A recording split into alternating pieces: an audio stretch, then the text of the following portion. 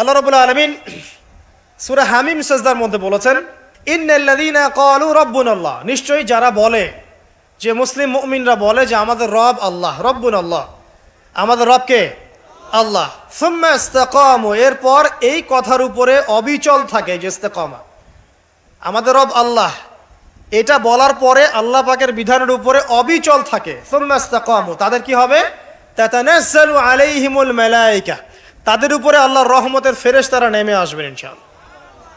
রহমতের ফেরেশতা নেমে আসবেন, তাতানাজ্জালু আলাইহিমুল মালায়েকা, এবং তারা বলবেন আল্লা তাখাফু ওয়া লা তাহজানু, হে মুমিন মুসলিমরা, তোমরা দুশ্চিন্তা করো না, তোমরা ভয় করো না। নাহনু আউলিয়াউকুম ফিল হায়াতিদ দুনিয়া ওয়া ফিল আখিরাহ, আমরা যারা আল্লাহর ফেরেশতা আছি, আমরা দুনিয়া এবং আখিরাতে তোমাদের বন্ধু হয়ে গেলাম। ওয়া লাকুম ফিহা মা তাশতাহি আনফুসুকুম, সেই জান্নাতে তোমাদের জন্য আল্লাহ পাক রেখেছেন যা তোমাদের মন চাবে। ওয়া লাহুম ফিহা মা তাদউন, এবং তোমরা যা আহ্বান করবে সবকিছুই পাবা তোমরা। নুজুলাম মিন গফুরির রহিম, এটা আল্লাহ পাকের পক্ষ থেকে একটা মেহমানদারি হবে ইনশাআল্লাহ। তাহলে ইস্তেকামার ফজিলত পেয়ে গেলাম। যদি আমরা ইস্তেকামা বজায় রাখতে পারি, আল্লাহর দ্বীনের উপর অটল থাকতে পারি, তাহলে আল্লাহর রহমতের ফেরেশতারা আমাদের সাথে চলাফেরা করবে ইনশাআল্লাহ। দুনিয়াতেও তারা আমাদের সাথী হবে, মৃত্যুর পর পরকালেও সাথী হবে ইনশাআল্লাহ। আল্লাহ পাক আমাদেরকে জান্নাত দিবেন, যেই জান্নাতে আপনি যা ইচ্ছা তাই পাবেন ইনশাআল্লাহ আযজা ওয়া জাল্লা।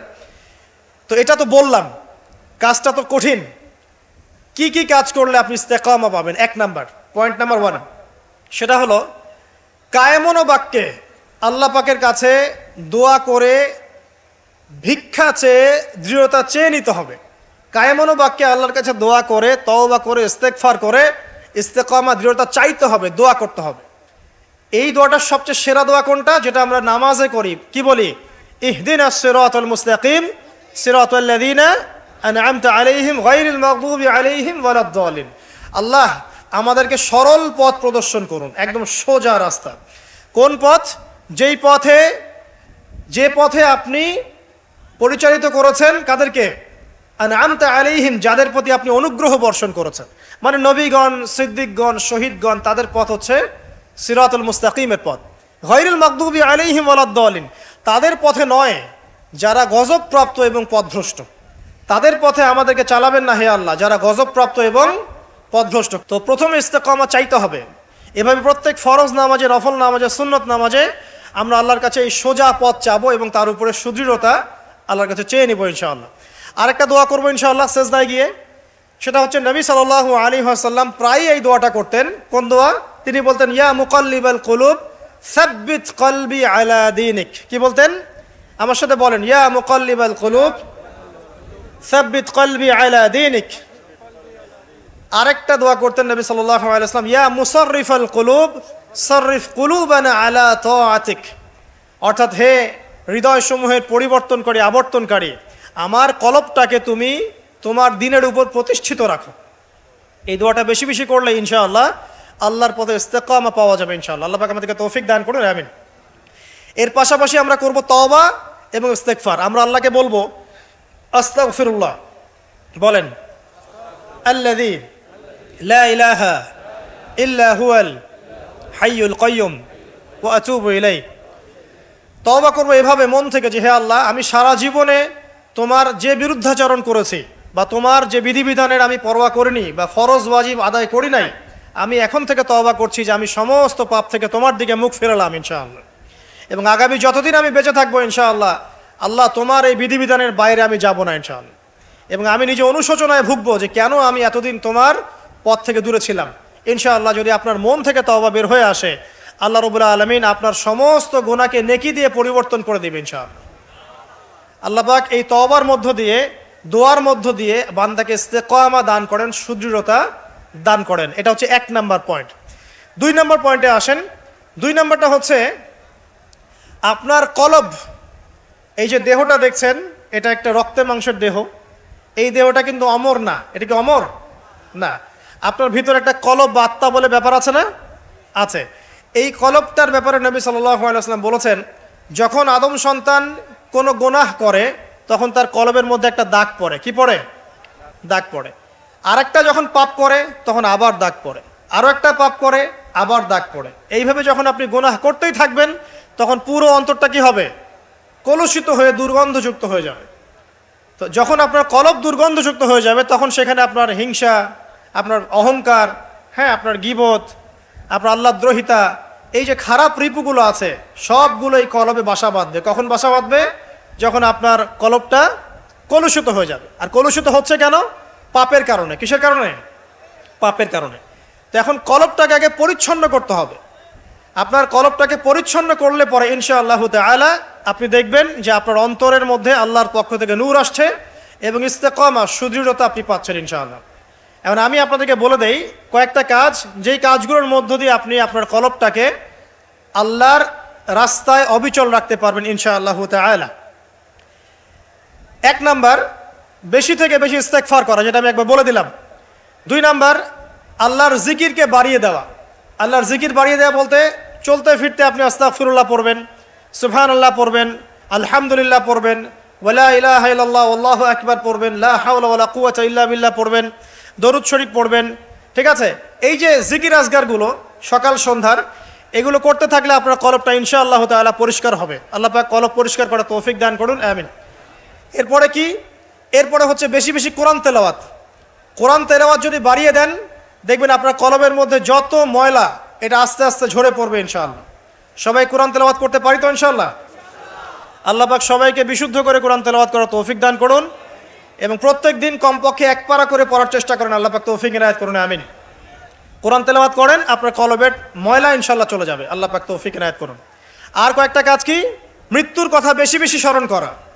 মৃত্যুর কথা বেশি বেশি স্মরণ করা, পরকালের ফিকির করা, আল্লাহর সামনে দাঁড়াতে হবে এই জবাবদিহিতার চেতনা ভিতরে থাকা।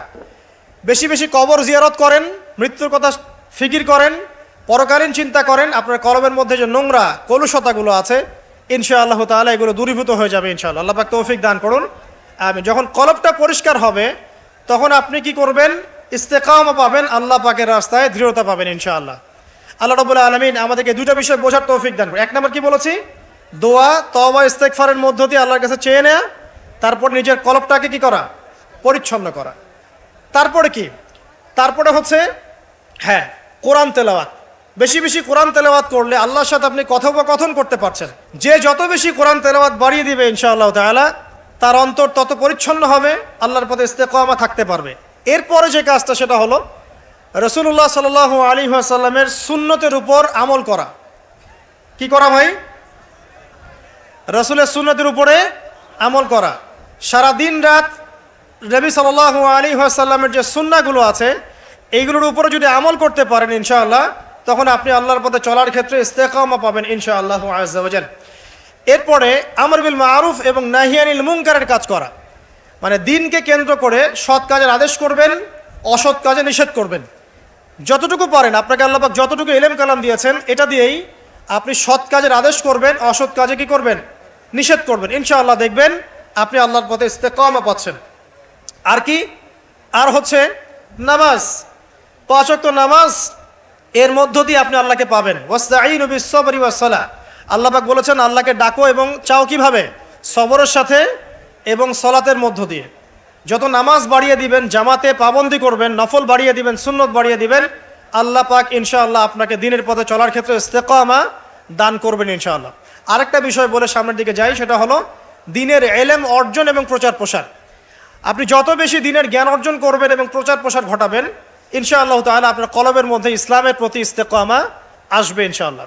এখন কয়েকটা বিষয় বলে শেষ করি যে কি কি কাজ করলে আপনি, কি কি কাজ না করলে আপনি ইস্তেকামা পাচ্ছেন। তার মধ্যে প্রথমটা হচ্ছে শিরিক না করা। যদি আপনি শিরিক করেন ইস্তেকামা পাবেন না। যদি আপনার আমল নামায় শিরকের পাপ থাকে আপনি ইস্তেকামা অর্জন করতে পারবেন না।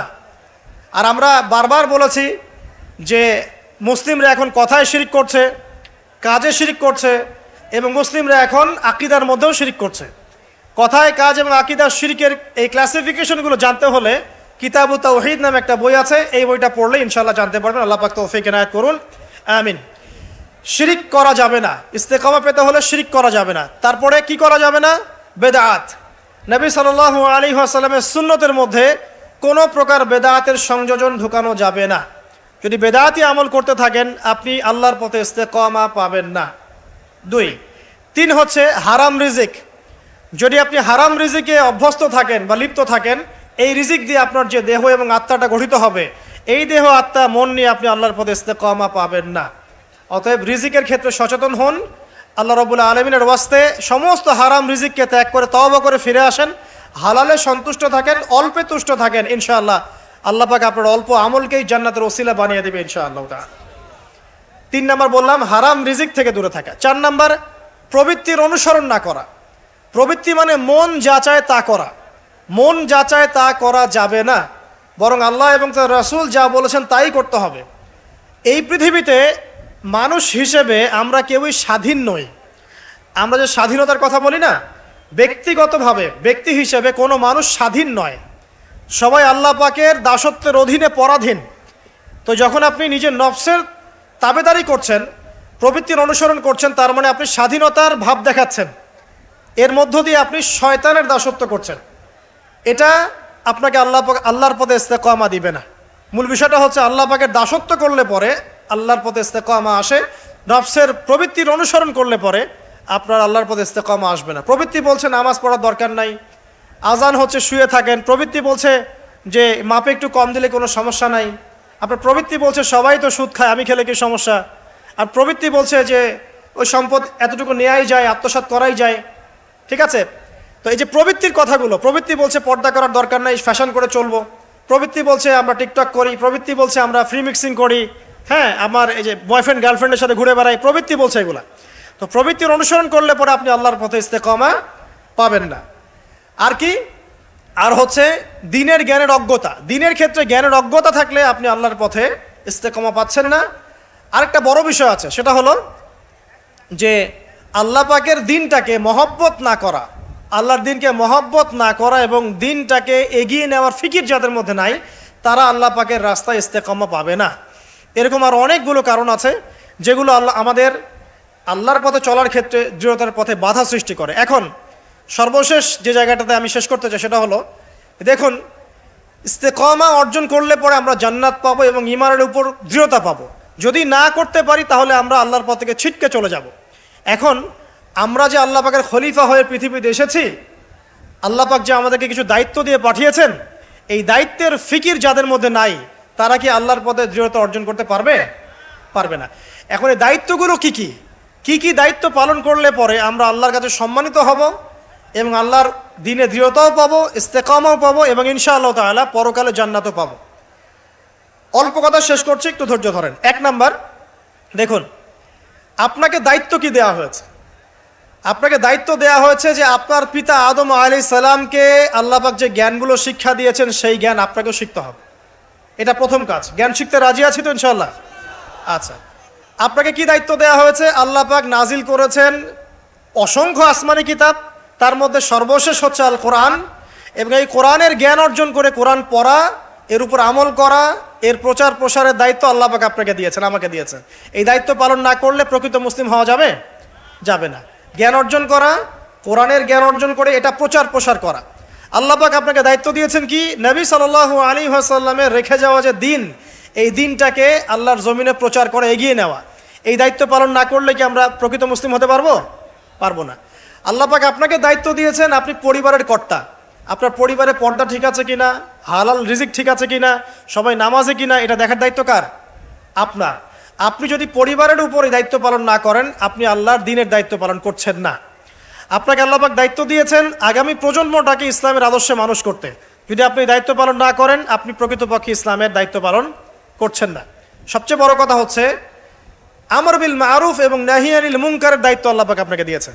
সৎ কাজের আদেশ করা, অসৎ কাজে নিষেধ করার দায়িত্ব আল্লাহ পাক আপনাকে আমাকে দিয়েছেন। যদি এই দায়িত্ব পালন না করি, আমরা আল্লাহর কাছে ইস্তেকামা পাবো না এবং আল্লাহর জমিনে দ্বীনও প্রতিষ্ঠিত হবে না এবং আমরাও আল্লাহর কাছে সম্মানিত হতে পারবো না। আল্লাহ রাব্বুল আলামিন আমাদের সবাইকে এই দায়িত্বগুলো পালন করার তৌফিক দান করুন, দ্বীনের উপর ইস্তেকামা অর্জন করার তৌফিক দান করুন এবং যে কাজগুলো করলে পরে দৃঢ়তা পাওয়া যাবে সেগুলো করার তৌফিক দান করুন। যে কাজগুলো করলে দৃঢ়তা থেকে ছিটকে যাব সেগুলো থেকে আল্লাহ পাক আমাদেরকে বাঁচিয়ে রাখুন, আমিন। সর্বশেষ কথা হচ্ছে প্রিয় ভাইয়েরা, যে আমরা সবাই আজকে থেকে নিয়াত করি যে আমরা আজকে তওবা করলাম, জীবনে যত ভুল ত্রুটি করেছে আল্লাহ যেন মাফ করে দেন এবং আজকের পর থেকে আমরা আল্লাহর বিধানের বাইরে যাব না ইনশাআল্লাহ। যারা নামাজ ছেড়ে দিয়েছে আজকে থেকে নামাজি হয়ে যাব ইনশাআল্লাহ। যারা নামাজ কাজা করেছি নামাজ কাজা আদায় করে দেবো ইনশাআল্লাহ। যারা কোরআন তেলাওয়াত করি নাই, শিখি নাই, আজকে থেকে নিয়াত করব শিখবো ইনশাআল্লাহ। যারা কোরআন তেলাওয়াত করা জানি, প্রতিদিন এক পারা করে পড়বো ইনশাআল্লাহ।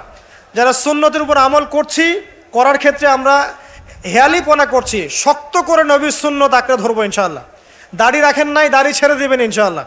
টাকনুর নিচে কাপড় পরছেন, কাপড় উঠিয়ে নেবেন ইনশাআল্লাহ। যারা পর্দা করি নাই, আজকে নিয়াত করবো যে আজকের বাসায় গিয়ে আমরা পর্দা করা শুরু করবো ইনশাআল্লাহ তাআলা। জীবনে যত গুনাহ করেছি, এই সমস্ত গুনাহ থেকে আল্লাহর কাছে আমরা তওবা করব এবং ঈমান, আকীদা, আমলের উপরে আল্লাহর কাছে দৃঢ়তা প্রার্থনা করে নেব ইনশাআল্লাহ।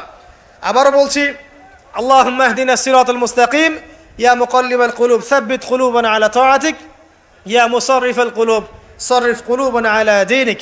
আল্লাহ সুবহানাহু ওয়া তাআলা আদম আলাইহিস সালামকে পৃথিবীতে কি হিসেবে পাঠিয়েছেন ভাই? খলিফা হিসেবে। আমরা বলছিলাম যে খলিফা কাকে বলে, খলিফা কাকে বলে, এটা আমাদের প্রশ্ন ছিল আপনাদের উদ্দেশ্যে। আপনারাই বলেন, আল্লাহর খলিফা কাকে বলে? আল্লাহর প্রতিনিধি। মাশাআল্লাহ। পৃথিবীতে যে ব্যক্তি আল্লাহ পাকের বিধিবিধানগুলো মেনে চলে, সে আল্লাহর খলিফা কিনা? আর দুনিয়াতে যে ব্যক্তি আল্লাহর বিধিবিধান মেনে চলে না, সে কি আল্লাহর খলিফা? সে কার খলিফা? শয়তানের খলিফা। বুঝতে পারছেন?